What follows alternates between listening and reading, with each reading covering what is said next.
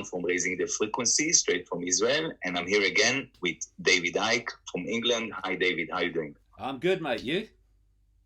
Yes. Well, yes, I'm good. I just see what happens in the world. And I'm like, the first thing I want to tell you is like, you can now start say, I told you so, because reality is really catching up with stuff you've been saying in the past 30 years and the stuff you put in your books and your presentations. Yeah. Definitely you can say, I told you so. Yeah, but I wish I didn't have to. And also, I didn't do it to say I told you so. I did it to try to head off what I knew was coming. It's a real simple situation, really. My books have predicted the future on such a remarkable scale for a simple reason. There is an agenda for the world, and if it unfolds, in other words, nothing intervenes to stop it, it's going to happen. And so you have, for instance, people like Aldous Huxley in Brave New World and George Orwell, 1984, and other people that I've quoted in my books from times around 1969, who have predicted events with remarkable accuracy. And they could do it for the same reason that I could do it. If you uncover, or you working from the inside, like some of the people I've quoted, if you uncover the plan and nothing intervenes to stop the plan is going to happen, and therefore you can appear to predict the future. But what you're doing is predicting the plan. And that's what we're seeing. Exactly. It's not a real prediction. It's just telling what the plan is. Yeah, which becomes the future unless we do something to stop it. And of course, the greatest way of stopping it being stopped is to prevent people being aware that there is a plan. And so you present everything as the plan unfolds as in and of itself, as unconnected. That's why I call my videos dot connector, because it's in putting the dots together that you see the picture. The idea is to keep those dots apart in the public mind, and then they'll see things as random events instead of an obvious pattern.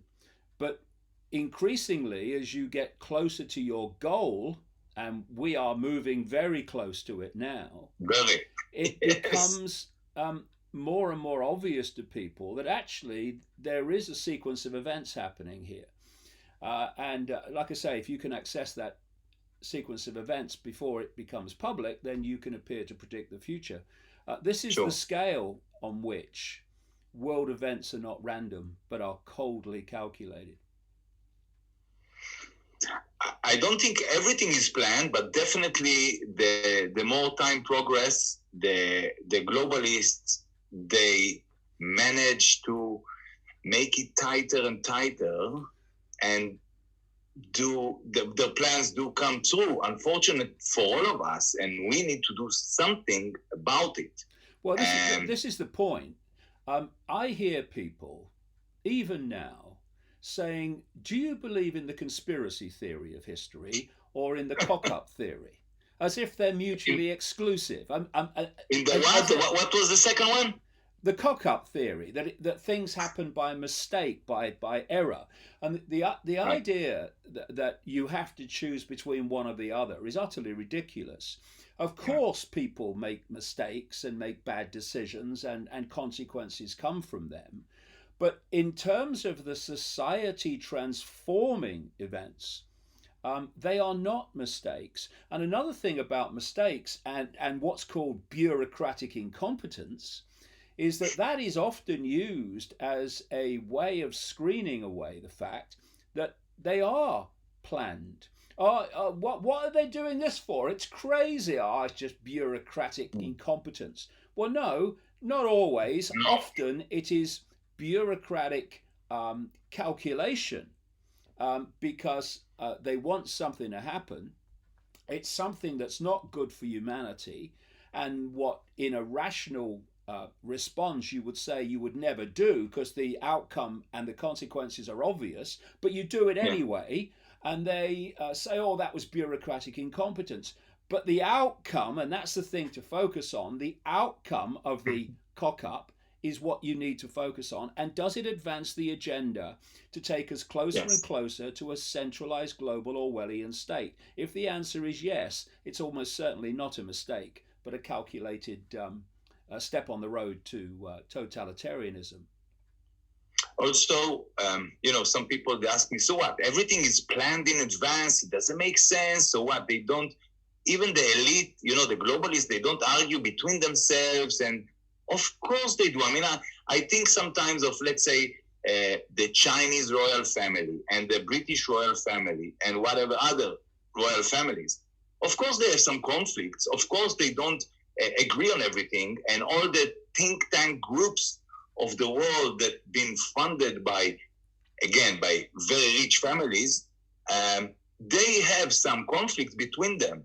But we shouldn't look at these conflicts because, again, like you said, the outcome, the result is the progress of their agenda. So with all the conflicts, they manage to work together in order to achieve this, try to achieve this global control. And we need to look at that because this is what should interest us. Well, what you have is a symbolic, actually literal, pyramid of hierarchical power. And at the bottom of the pyramid are the masses of people who are kept in ignorance of what the top of the pyramid is doing and where it's taking the world. And at the peak of that pyramid are psychopaths on a scale that really doesn't do justice to the word psychopath. We need another one for them.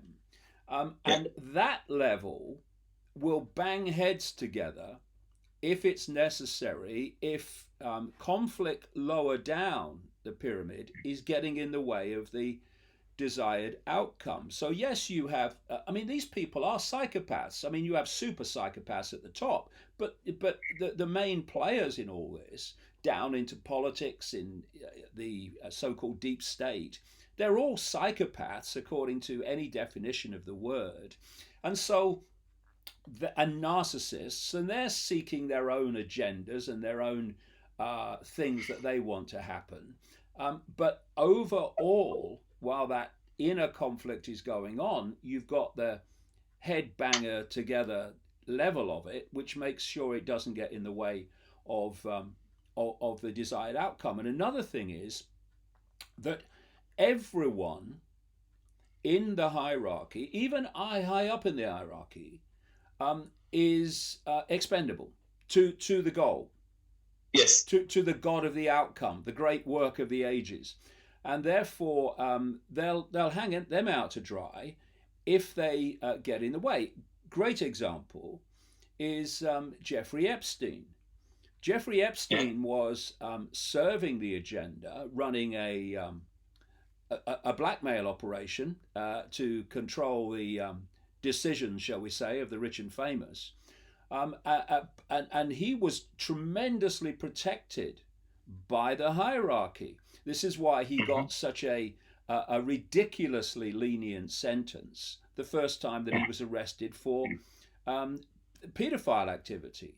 But when these women, these victims, these women today, wouldn't let it go and kept going and kept going and kept going, and we were heading for a court case that was going to reveal a lot that the cult, as I call it, doesn't want revealed, then they'll make sure that he's expendable to stop that coming out. And this is how it works. So yes, there's conflict between them, but not that it gets in the way. It won't be allowed. Yeah, there's not so long ago in Israel, it was exposed that there is a network of kidnapping children from kindergarten and schools, mostly in the religious areas, which are very close and they don't speak about certain things. So they kidnap kids from kindergarten and primary school, just took them where the woman, the teacher or whatever, the in charge, she agreed to that. They kidnapped them. Some activities were pedophilic activities. Some were just like torturing and intimidating and creating like traumas for these kids. We're talking about hundreds of kids, hundreds of children, and this is not so long ago.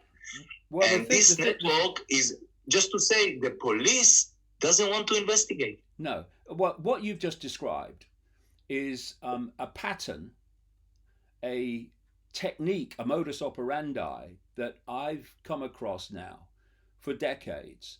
Back in the 1990s, quite early in the 1990s, when I was traveling to America, talking to next to nobody wanted to know. But what I did do was spend months investigating and researching. And then I came back to Britain and I did the same here, and I've done the same all over the world, Australia, other places, on the subject of child abuse by the rich and famous, and a lot who aren't rich and famous, but particularly them, and its connection into Satanism and into mind control. And the pattern you've just described is the way it works all over the world. Again, I have this phrase, know the outcome and you'll see the journey. So if you don't know the outcome, events seem to be random. When you know the outcome, the stepping stones to that outcome can clearly be seen day after day. And the outcome that they want in terms of children is that which was described by Aldous Huxley in Brave New World, which wasn't, to say the least, entirely coming from his imagination. And this was a world in which children are brought up by the state. In the end, throwing forward, there is no procreation. Actually, we have laboratory created people, which is what all connected into this AI smart agenda. And it's the reason that all this transgender explosion has gone on. It's moving towards the no gender human, which is the goal. And the idea is that not only won't parents bring up children, eventually parents will be no longer parents. There will be no need for procreation. And we're seeing the stepping stones towards that now. And one of them is to erode incessantly parental rights. All over the world, you're seeing parental rights being handed to the state, not least through schools that are becoming tyrannies, and to social services, which have long been tyrannies among those that are working towards this agenda. So you have this, and I've researched this in enormous detail. You have this gathering phenomenon around the world of children being taken by social services from loving parents for the most spurious, ridiculous reasons.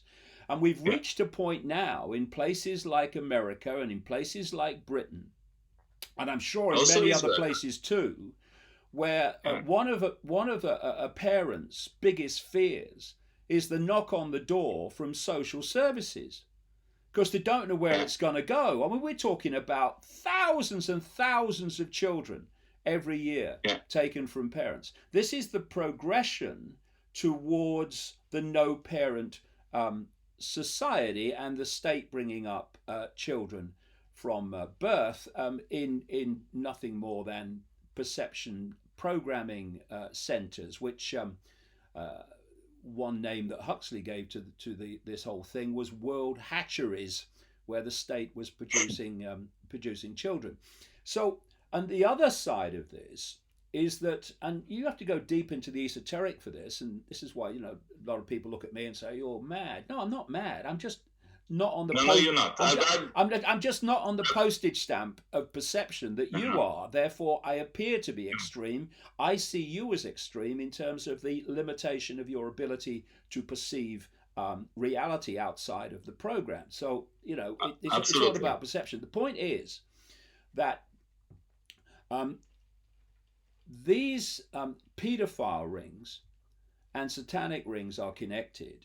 And the paedophile rings are at their core to do with drawing off and manipulating the energy fields of the children. It's to do Yeah. with other dimensional gods that feed off children's energy. Mm-hmm. It's like a nectar to them, prepubescent energy. What happens at puberty is we see it as a hormonal change, and on one level it is. But that hormonal change is generated by an energetic waveform field change in their energetic field.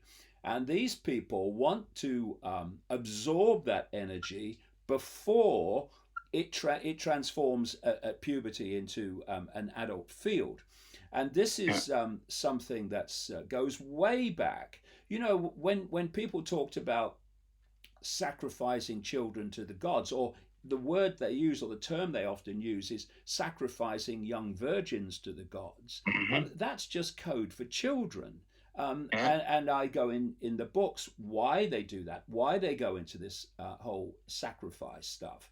Now, people will accept that this went on in historical times, that it went on openly for a time.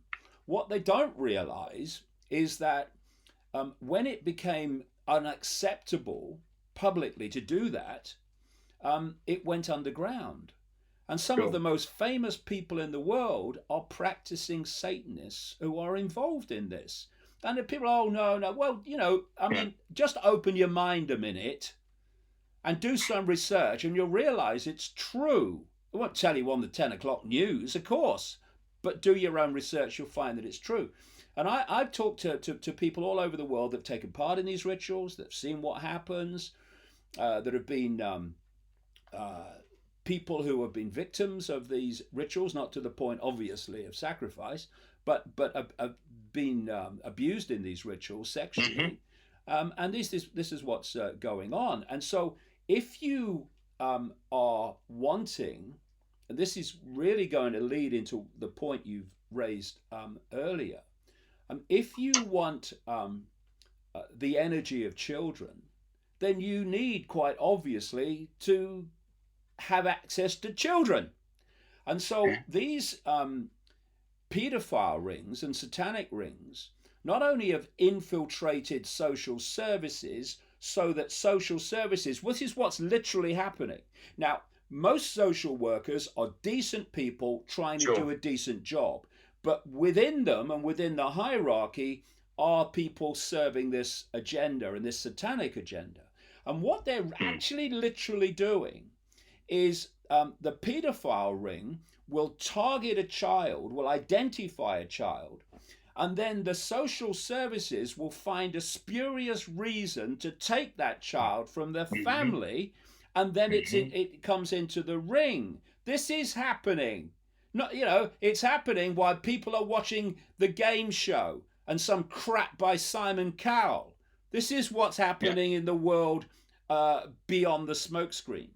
And so if you want to have access to children, then you target the areas, where children are, and most importantly, where you can have control of them. And this is why so many stories come out.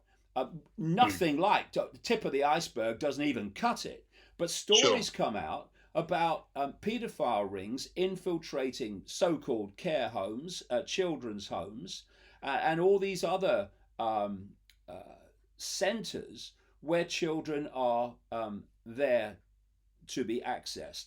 And so what the story you told me about Israel there, these rings, this cult as I call it, has infiltrated social services, it's infiltrated the police, it's infiltrated the education system. Why wouldn't it? That's where most children are. Children. And therefore, they work as one unit. So teachers who are part of this cult, and vast overwhelming majority are not, but those that are, will allow the children to be to leave school. I've talked to people that this has happened to so many times around the world, and will be allowed to go and be abused by these paedophile rings. And the police who have been infiltrated by this cult, they will make sure that this is not investigated, and this explains the the background to what you've just described. But you're talking about Israel. The same's happening in America. The same's happening in Britain, Sure, in I know. France, all over the world. I know, I know. First of all, I'm on the same page here with you.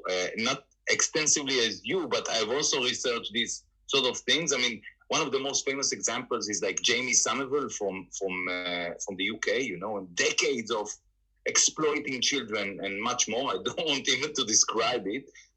But a couple of more things I want to throw in. First of all, following what you said in the past, that everything is upside down, it may be that the social services were actually established in order to reach children. This is just an idea, in order to be able to pinpoint children of their like.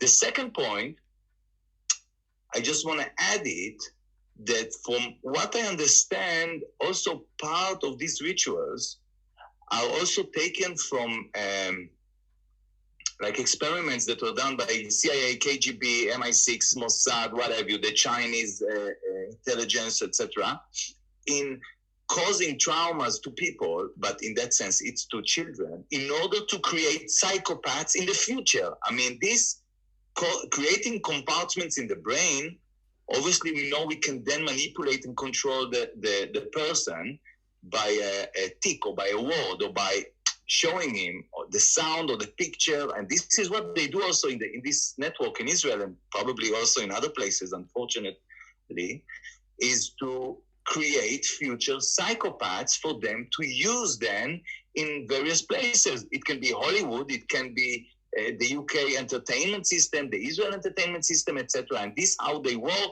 They're looking in the future.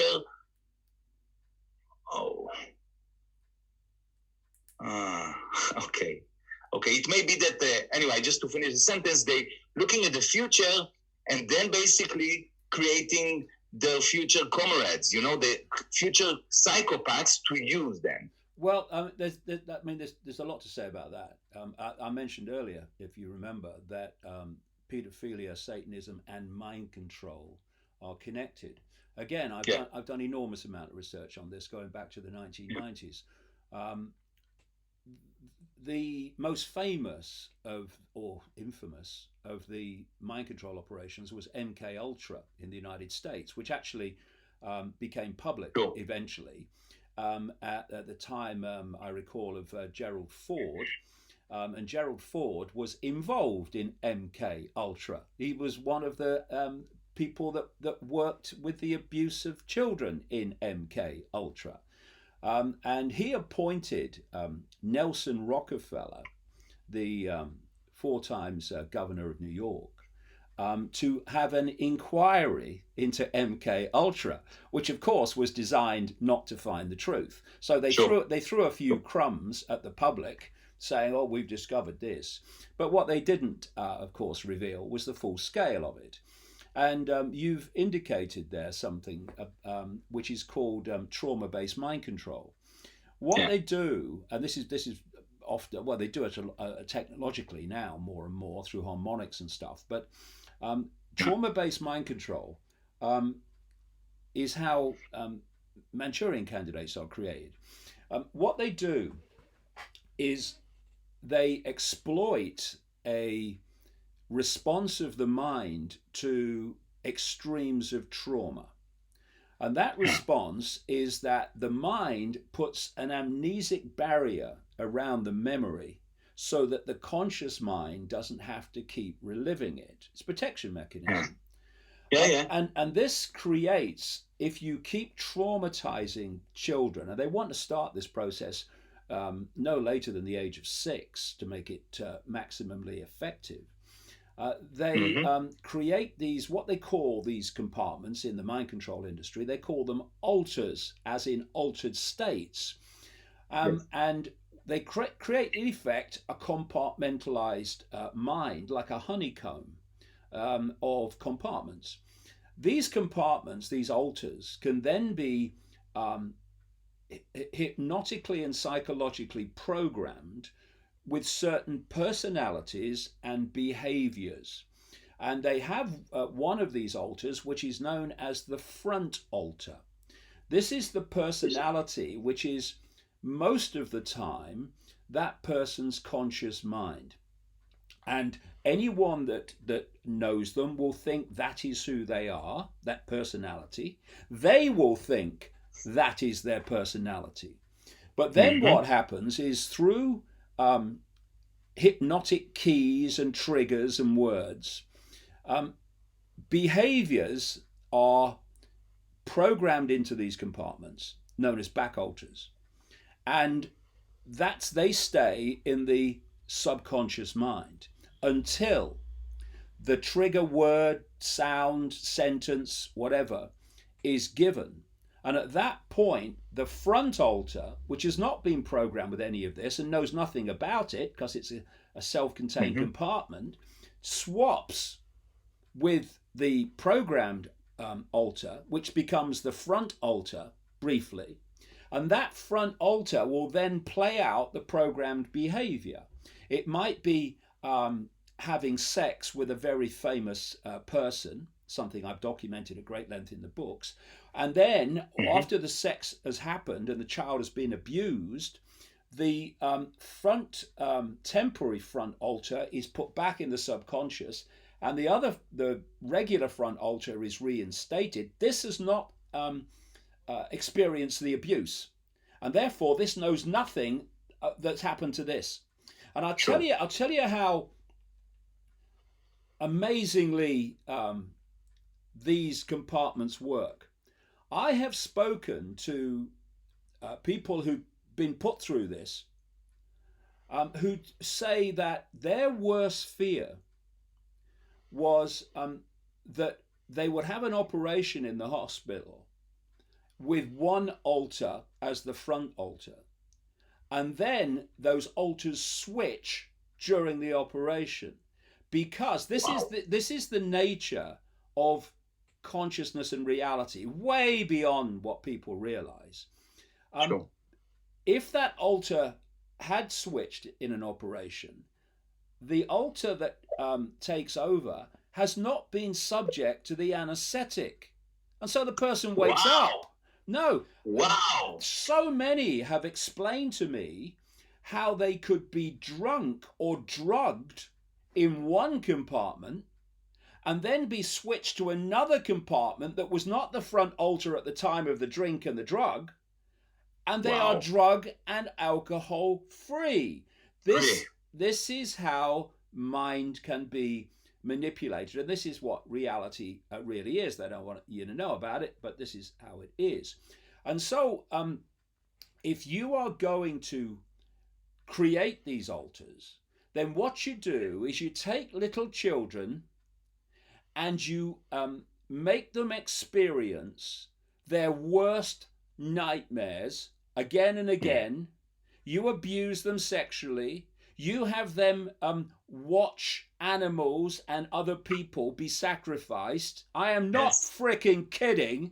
It's true. And that means that these alters start getting formed in their mind, which they can then be exploited to do these various events, which, like going crazy with guns in schools, for instance, which can then be used as a problem to impose a solution, which is, we've got to stop these people going crazy with guns, we've got to get rid of guns, and we've got to have more and more surveillance and control of the population. This is how it works. This is the real world outside of the illusion of Simon Cowell bloody celebrity programs that's actually going on.